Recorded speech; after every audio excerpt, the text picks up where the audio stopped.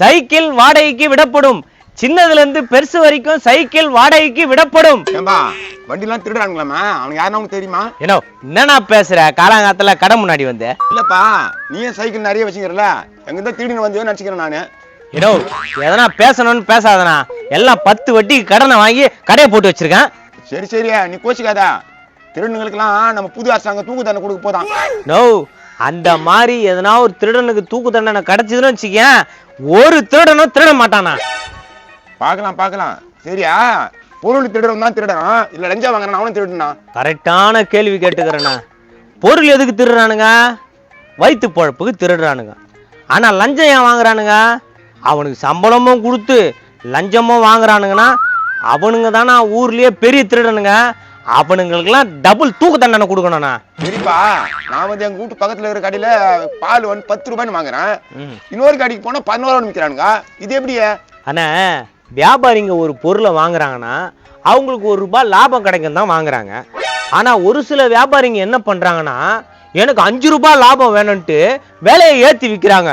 அதுவும் திருட்டு வேலை தானா? கரெக்டுப்பா, இதெல்லாம் நம்ம சொன்னா பைத்தியக்காரன் வானுங்க.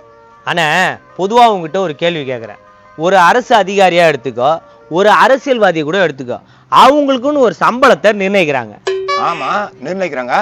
இப்போ ஒரு 1 லட்ச ரூபா சம்பளம் வாங்குறாங்கன்னு வச்சுக்கேன், குறிப்பிட்ட வருஷத்துலயே பல கோடி ரூபாய் சொத்தை அவங்க சம்பாரிச்சிடறாங்களா?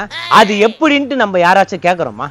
அப்பா, இதெல்லாம் நம்ம கேட்டோன்னு வச்சுக்கோ, அவள் தான் நம்ம க்ளோஸ் பண்ணிடுவானுங்க. யாருமே இது வரைக்கும் எதுவும் கேட்டது இல்லையே. அதுதானே தப்பு.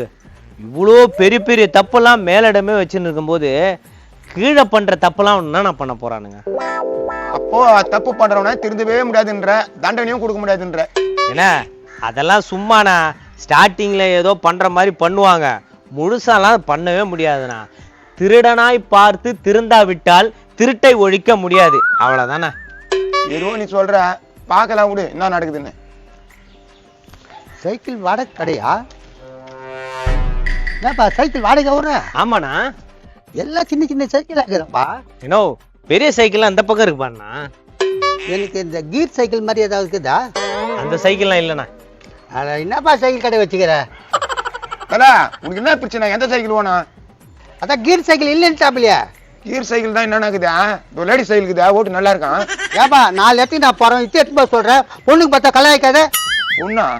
இந்த வயசுல பொண்ணா? என்னையா பேசுற? என்னை பத்தி என்ன நினைச்சுக்கிறேன் நீ? எனக்கு 5 பொண்டாட்டி. 5 பொண்டாட்டியா? என்னண்ணா சொல்றா? இது மாதிரி வயிறு ஏறிட்டாங்கன்னு தான் யாருக்கும் சொல்றது இல்லை. யோ, உண்மையாவே 5 பொண்டாட்டியா? எஸ். அட பாவி, ஆள் பாக்கிறதுக்கு சொங்கி மாதிரி இருக்கிறான், இவனுக்கு 5 பொண்டாட்டியா?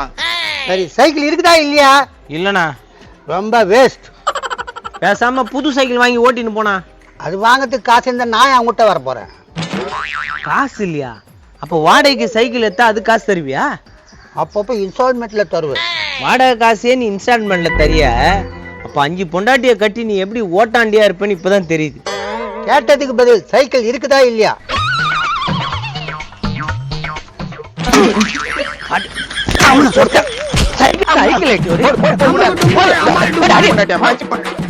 கொஞ்ச நேரத்துல கடுப்பேத்தி விட்டான். அட வாப்பா வாப்பா, ஒரு முக்கியமான நியூஸ். டென்ஷன் ஏத்தி விட்டான். சரி, என்ன நியூஸ்? இப்போ நம்ம அரசாங்கம் வந்து பொம்பளைங்களுக்குலாம் 2500 ரூபாய் தர நிக்குது. அப்போ நம்ம ஆம்பளைங்க நிலைமை என்ன? ஆனா ஆம்பளைங்க நம்ம எங்கேயாச்சும் போய் மூட்டை தூக்குனாவது சம்பாரிச்சிடலாம், லேடிஸுக்கு அந்த மாதிரி சம்பாதிக்க முடியுமா? அதனால்தான் பெண்களுக்கு அரசாங்கம் சலுகை தருது. ஏம்பா, வெறும் பெண்களுக்கே கொடுத்துறாங்களப்பா, எப்படிப்பா? அண்ணே, நமக்கு எதுக்கு நான் அதெல்லாம்? நமக்கு என்ன தேவை? ஒரு வேலை, போறதுக்கு நல்ல சாலை வசதி, குடிக்கிறதுக்கு தண்ணி, நல்ல மருத்துவம், இது இருந்தா போதாதானே நமக்கு? ஏம்பா இதெல்லாம் சொல்ற, சரக்கு வேலையை ஏத்தி இருக்கிறாங்களாப்பா? பார், அதுக்குள்ள உன் புத்தி எங்க போகுதுன்னு. நீ ஒவ்வொரு முறையும் சரக்கு சாப்பிடும் போது உன்னோட ஆயில்ல இருந்து 10ல இருந்து 20 நாளை நீ இழக்கிற, தெரியுமா அது உனக்கு? என்னப்பா சொல்ற? புதுசா நீ சொல்றது. குடியை கெடுக்கும், உடல் நலத்துக்கு தீங்கானதுன்னு எதுக்கு அந்த பாட்டில்ல கொட்டை எழுத்துல போடுறான்? இதுக்குதான். புரிஞ்சுக்கணே. இப்ப புரியுதுப்பா, ஏன் அதுல போடுறானுங்கன்னு. உனக்கு புரியுது, எனக்கு காலையில இருந்து சைக்கிள் எவனுமே வாடகை கேட்டு வரலையே. சைக்கிள் வாடகைல விடுறாங்க. நோ, எவ்வளோ வாடகை? வாப்பா, எந்த சைக்கிள் பா வேணும் வாடகைக்கு? ஆ என்னப்பா அப்படி எப்படி பாக்குற? என்ன சைக்கிள் வேணும்? நான் இந்த சைக்கிள்ண்ணா. அந்த சைக்கிள் எதுக்குப்பா? வீட்டுல எதனா குழந்தை இருக்கா? ஐயா நான் ஓட்டுறதுக்கு தானா, நான் இதை ஓட்டி பழக்கமே இல்ல. தம்பியா அந்த சைக்கிள்ல நீ உட்காந்தானா சைக்கிளே கொஞ்சிருமாடா. நோ, நீங்க தான் வாடகைக்கு போட்டு வச்சிருக்கீங்க, டக்குன்னு கொடுக்க மாட்டேனா எப்படின்னா? தம்பி இந்த சைக்கிள் சின்ன பசங்க ஓட்டுறதுப்பா, அதெல்லாம் உனக்கு செட் ஆகாது. புரியுதா இல்லையா உனக்கு? இப்பதான் இந்த சைக்கிள் கொடுப்பீங்களா கொடுக்க மாட்டீங்களா? நீ பெரிய பையன்பா, அதெல்லாம் கொடுக்க முடியாது. வேணா இந்த சைக்கிள் எடுத்துக்கா. அது எனக்கு வேணாம். ஏய் திருத்தி அடிப்பாங்கண்ணா. தம்பி உனக்கு சைக்கிள் இல்லை, கிளம்பு. என்னங்க வந்த கஸ்டமர் இப்படி பேசுறீங்க? மூஞ்சி வச்ச மாரியே. உன்னொரு உங்க கடைக்கே வர மாட்டேன். நீ கடைக்கே வர தேவல, ஒன்னும் வர தேவல. எட்டி இடிப்பு மேலே விடுவான். போடா. ஏய் போடா. போறாங்கிறான். போடா. பாத்தியா?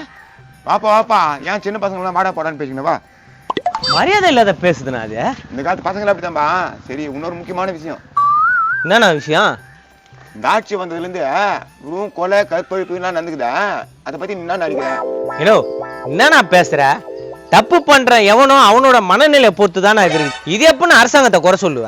இல்லப்பா, அதுக்காக நிறைய பேர் கண்டனம் எல்லாம் தெரிவிச்சுக்கிறாங்களே. நோ, எவன் தப்பு பண்ணானோ அவனை கண்டுபிடிக்க முடியலன்னா நீ அரசாங்கத்தை குறை சொல்லு. தப்பு பண்ணவனை தான் கண்டுபிடிச்சு அரசாங்கம் உடனே தண்டனை கொடுத்துத. இது எப்படி நீ அரசாங்கத்தை குறை சொல்லுவ? கரெக்டுப்பா, தப்பு பண்றவன் திரும்ப வெளியே வந்துடுறானே. சீர்திருத்தணும். நீ சொல்றது என்னவோ கரெக்டு தானே. அப்போ சட்டத்தை சீர்திருத்தணும். தப்புக்கள் குறையணும்னா தண்டனையை கடுமையாக்கணும்னா, நீங்க திருடுறவனுக்கு தூக்கு தண்டனை கொடுக்கணும். நீங்களே இந்த மாதிரி நாயங்களுக்கு தூக்கு தண்டனை கொடுத்தா வேற எந்த நாயும் இந்த மாதிரி தப்பு பண்ணாது பாரு. அதெல்லாம் கரெக்டுப்பா. இங்க பாருப்பா, ஒரு பொம்பளை தனியா நடந்து போகும்போது கழுத்துல இருக்கிற சைன் நடத்துக்கிறானுங்க. ஆனா இந்த விஷயத்துல திருடுறான் பாரு, அவனை மட்டும் நம்ம குறைய சொல்லக்கூடாது. நகையும் போட்டுன்னு வராங்கல்ல, அவங்க மேல இருந்தா நம்ம தப்பு சொல்லணும். இது என்னப்பா இது? அவங்க வீட்டு நகை அவங்க போட்டுன்னு வராங்க, இது என்னப்பா தப்புக்குது? நான் ஒரு உதாரணத்தை சொல்றேன்னா, ஒரு பிரியாணி பொட்டலத்தை வாங்கி பல நாளா சாப்பிடாத ஒரு ஏழை முன்னாடி சாப்பிட்டோன்னா அவனோட மனநிலை எப்படி இருக்கும்? அவன் மனம் இல்லையா, ஐயோ இந்த பிரியாணி நம்மளுக்கு கிடைக்காதா, எப்படியாவது எடுத்து முடியுமா அப்படின்னு தோணும். தோணும்ல. அதே மனநிலை தான் அந்த திருடனுக்கும்.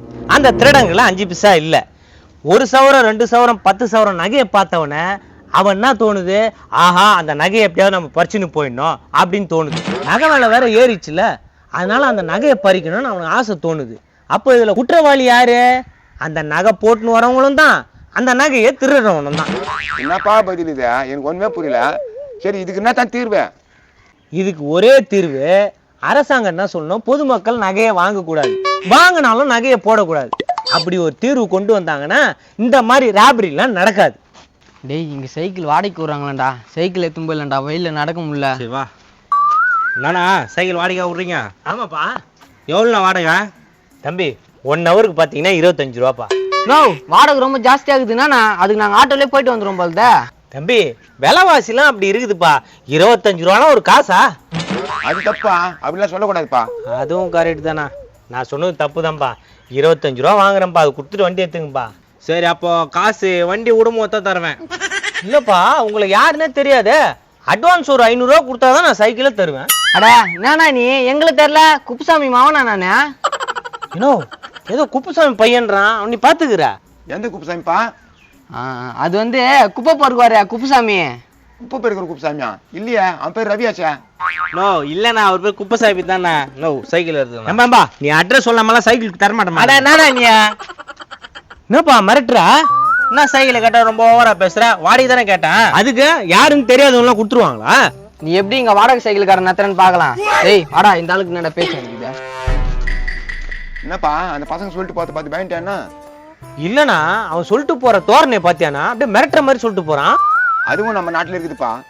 ஒரு இடத்த விட்டு ஒரு இடத்துல பொழைக்க போனா அங்க இருக்கிறவங்க பண்ணுவாங்க நம்மள.